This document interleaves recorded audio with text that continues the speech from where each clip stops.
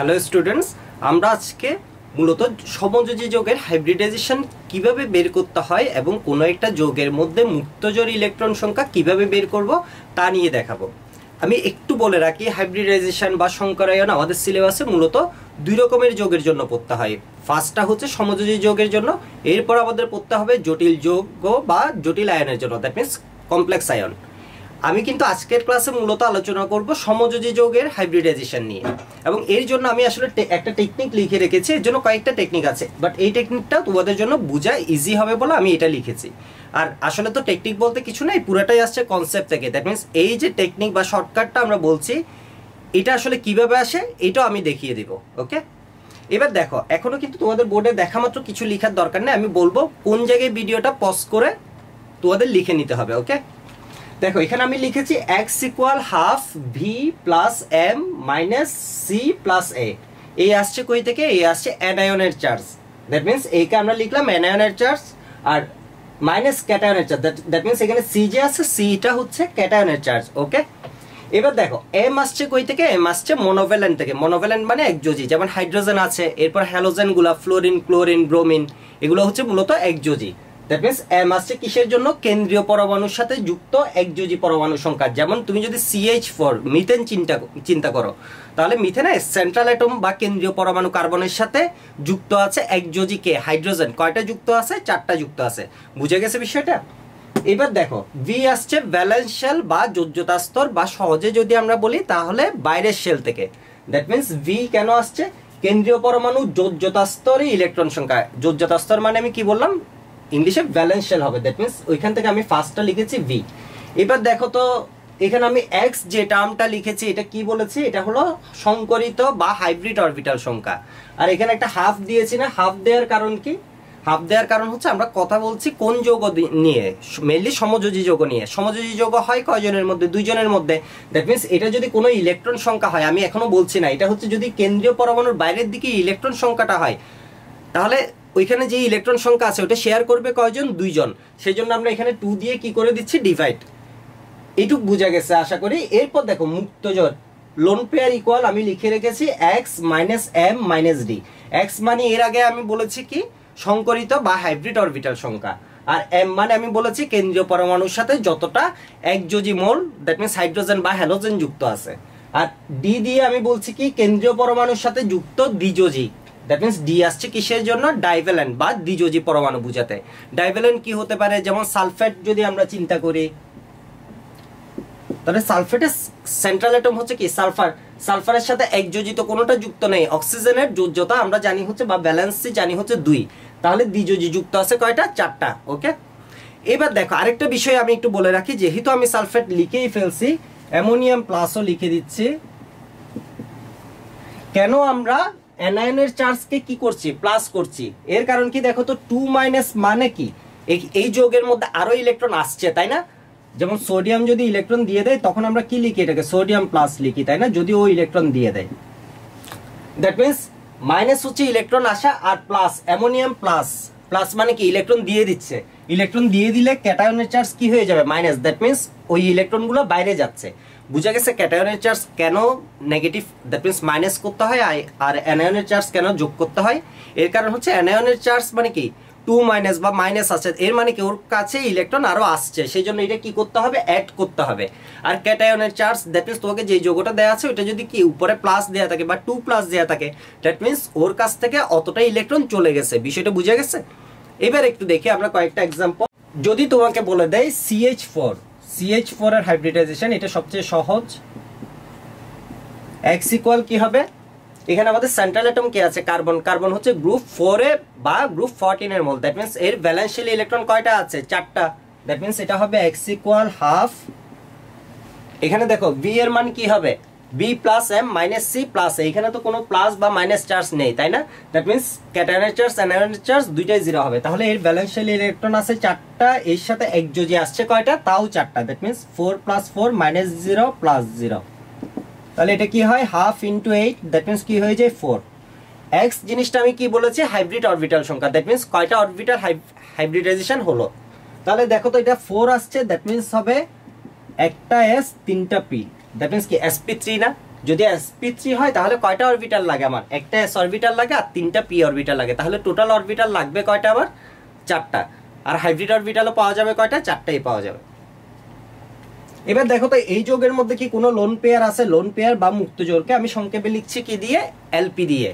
তাহলে lone pair আছে x - m - d। x এর ভ্যালু কত আসছে? 4। আর মনোভ্যালেন্ট কয়টা আছে? চারটা। ডাইভ্যালেন্ট নাই, দ্যাট মিন্স কি হবে? 0, লোন পেয়ার নাই। এটা আমরা আরো সহজে বলতে পারি, দেখো তো এর মধ্যে হাইব্রিড অরবিটাল সংখ্যা ছিল কত? 4 ছিল। 4 মানে কার্বনের চারপাশে যুক্ত হওয়ার জন্য জায়গা আছে কয়জনের? 4 জনের। দেখো তো 4টা হাইড্রোজেন এসে যুক্ত হয়ে গেছে, দ্যাট মিন্স কার্বনের পাশে জায়গা ছিল কয়জনের? 4 জনের। আর 4টা হাইড্রোজেন এসে যুক্ত হয়ে গেছে, দ্যাট মিন্স ওর আর যুক্ত হওয়ার কোনো জায়গা আছে? ওর কোনো পেয়ার কি ফাঁকা আছে? কোনো ইলেকট্রন আছে? নাই। বা আমরা হিসেব করে দেখলে এভাবে দেখতে পারি এটা কি হয়ে যায়? 0 হয়ে যায়। এর মধ্যে তো কোনো ডাইভ্যালেন্ট দ্বিযোজী কোনো পরমাণু নেই, তাই না? এবার দেখো আমাদের সেকেন্ড এক্সাম্পল NH3।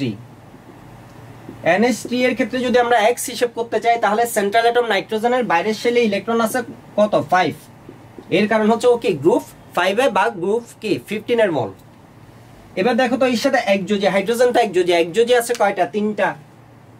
এবার দেখো এই কোনো প্লাস বা মাইনাস নেই, দ্যাট মিন্স কি হবে? -0 + 0, দ্যাট মিন্স হাফ ইনটু কত? 8 আসে কত? 4। তাহলে হাইব্রিড অরবিটাল আসছে কয়টা? 4টা। যদি 4টা হাইব্রিড অরবিটাল আসে তাহলে কি sp3। যদি হাইব্রিড অরবিটাল আসতো 2টা তাহলে আমাদের অরবিটাল লাগতো কয়টা? s আর p মিলে sp হাইব্রিডাইজেশন হতো, তাই না? যদি হচ্ছে x এর ভ্যালু আসতো 3 তাহলে হতো কি একটা s দুইটা p মিলে sp2।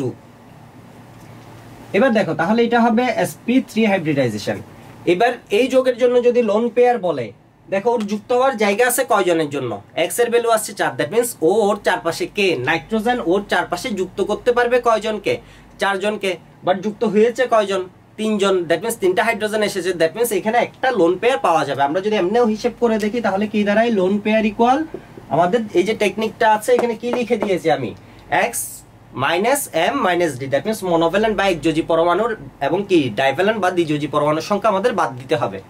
তাহলে লোন পেয়ার ইকুয়াল কি আসে? 4 মাইনাস এর সাথে মনোভ্যালেন্ট আছে কয়টা? 3টা। আর ডাইভ্যালেন্ট নাই, দ্যাট মিন্স 0। তাহলে এটার এর মধ্যে লোন পেয়ার বা মুক্ত জোড় ইলেকট্রন আছে কয়টা? একটা।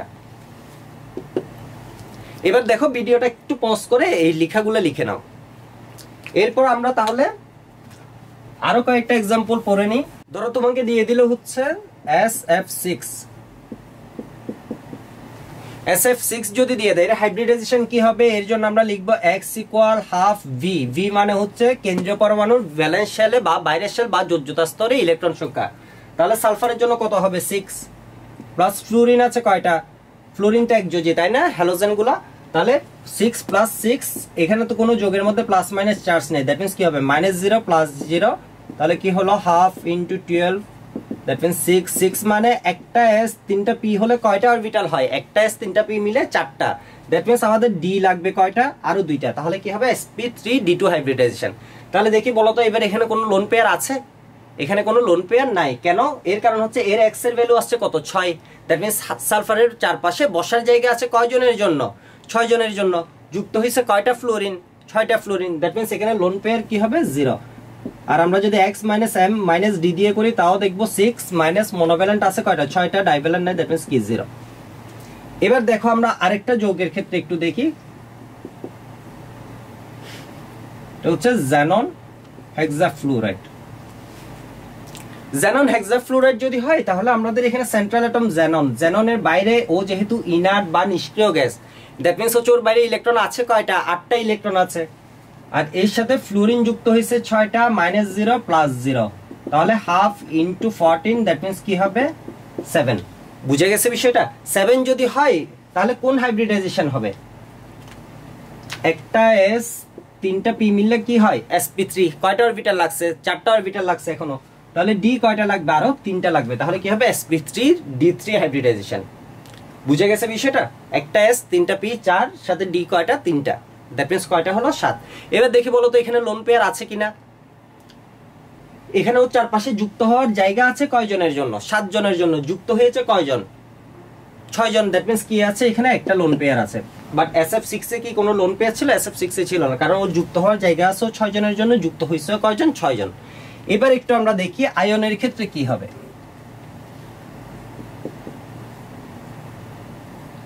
যদি সালফেট 2 মাইনাস দিয়ে দেয়, তখন দেখো তো আমাদের এখানে সেন্ট্রাল অ্যাটম কে আছে, সালফার, সালফার গ্রুপ 6 এ বা 16 এর এলিমেন্ট। দ্যাট মিন্স এখানে কি হবে, ভ্যালেন্স শেল ভি এর মান বা যোজ্যতা স্তরে ওর ইলেকট্রন আছে কয়টা, 6টা। এর সাথে কোনো মনোভ্যালেন্ট আছে, মনোভ্যালেন্ট নাই, ডাইভ্যালেন্ট আছে, তাই তো। এবার দেখো তো কোনো ক্যাটায়নের চার্জ আছে, মাইনাস ক্যাটায়নের চার্জ যে আমরা বলতাম, ক্যাটায়নের চার্জ নেই, বাট কিসের চার্জ আছে, অ্যানায়নের চার্জ। প্লাস অ্যানায়নের চার্জ বলতাম না, এখানে আবার -2 বসিয়ে দিও না, কারণ প্লাস অ্যানায়নের চার্জ, ওর চার্জ সংখ্যা কত, 2। কেন প্লাস হয়েছে, সেজন্য এটা আমি আগেই বলেছিলাম। -2 মাইনাস মানে কি, এর মাঝে আরো 2টা ইলেকট্রন আসছে। দ্যাট মিন্স আমরা তো ইলেকট্রন সবগুলো যোগ করতেছি, তাই না।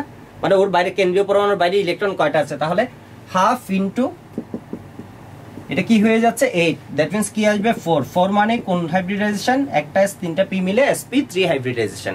ওকে, এবার দেখি বলো তো এখানে লোন পেয়ার আছে কিনা। এখানে লোন পেয়ার নাই। x - m - d যদি করি আমরা, x এর ভ্যালু কত আসছে 4। আর মনোভ্যালেন্ট তো নাই, বাট ডাইভ্যালেন্ট বা দ্বিযোজী অক্সিজেন কয়টা আছে, 4টা। দ্যাট মিন্স এটা কি হবে 0। দ্যাট মিন্স সালফেট 2 মাইনাস আয়নে কোনো লোন পেয়ার নাই। এবার একটু দেখো, এক্স এর ভ্যালু ব্যবহার করে আমরা কিন্তু যৌগের আকৃতি বা শেপও বের করতে পারবো, বাট এটা হচ্ছে আজকের ভিডিওতে দেখানো। আজকের ভিডিওটা শুধুমাত্র হাইব্রিডাইজেশনের মধ্যে সীমাবদ্ধ। এবার দেখি আমরা আরো 2টা এক্সাম্পল একটু পড়ে ফেলি। POCl3, তাহলে এই ক্ষেত্রে x ইকুয়াল কি হবে, হাফ। এখানে সেন্ট্রাল অ্যাটম হচ্ছে ফসফরাস, আর ফসফরাসের বাইরের শেলে ইলেকট্রন আছে কয়টা, 5টা। এবার দেখি এর মধ্যে একযোজি পরমাণু আছে কে, হ্যালোজেন। দ্যাট মিন্স ক্লোরিন আছে কয়টা আছে, 3টা আছে। এই যৌগের মধ্যে কোনো কি নেই, মাইনাস বা প্লাস চার্জ নেই। দ্যাট মিন্স এটা কি হবে, -0 + 0।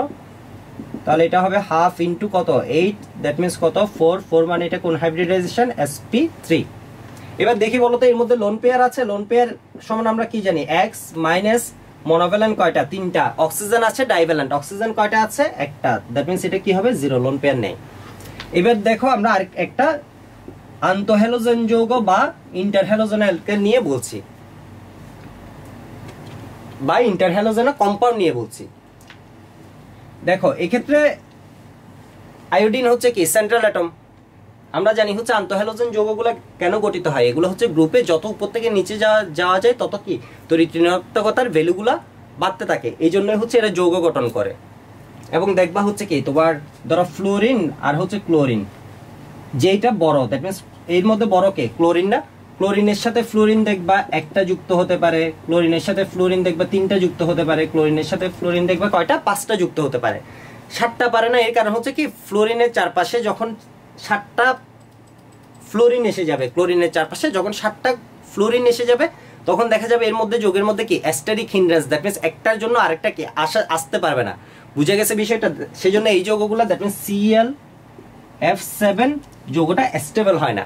বাট তোমার এখানে কি দেয়া আছে, আয়োডিন। আয়োডিন হচ্ছে ক্লোরিনের চেয়েও সাইজে বড়, সেজন্য এর সাথে একটাও যুক্ত হতে পারে, এর সাথে 3টাও যুক্ত হতে পারে, এর সাথে 5টাও যুক্ত হতে পারে, এর সাথে 7টা পর্যন্ত ফ্লোরিন যুক্ত হতে পারে। বিষয় বুঝা গেছে। এর কারণ হচ্ছে আয়োডিনের আকার যেহেতু বড়, সেজন্য এর চারপাশে যদি 7টা ফ্লোরিনে যুক্ত হয় তাও অ্যাস্টেরিক হিন্ড্রেন্স হয়, বাট কম্পারেটিভ কি থাকতে পারে, ও স্টেবল থাকতে পারে। আচ্ছা, আমরা যেটা পড়াচ্ছি এটা মূলত হচ্ছে হাইব্রিডাইজেশন নিয়ে। তাহলে দেখো তো x ইকুয়াল আমরা কি লিখতে পারি, হাফ। আয়োডিনের বাইরে ইলেকট্রন আছে কয়টা, 7টা।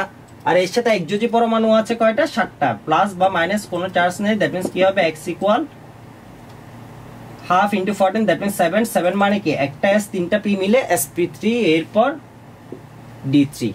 বুঝা গেছে, sp3 D3 হাইব্রিডাইজেশন। দেখো আমরা সমযোজী যৌগের ক্ষেত্রে যখন হাইব্রিডাইজেশন পড়ছি তখন আমাদের অ্যান্সারগুলো আসছে sp3 D3 বা sp3 D2। কিন্তু আমরা যখন জটিল যৌগের ক্ষেত্রে যাব তখন দেখবা D2 sp3 বা Dsp2 বা D3 sp3, এই ধরনের হাইব্রিডাইজেশন আমরা দেখব। এবার লাস্ট একটা পজিটিভ যদি হয়, যেমন অ্যামোনিয়াম প্লাসের ক্ষেত্রে,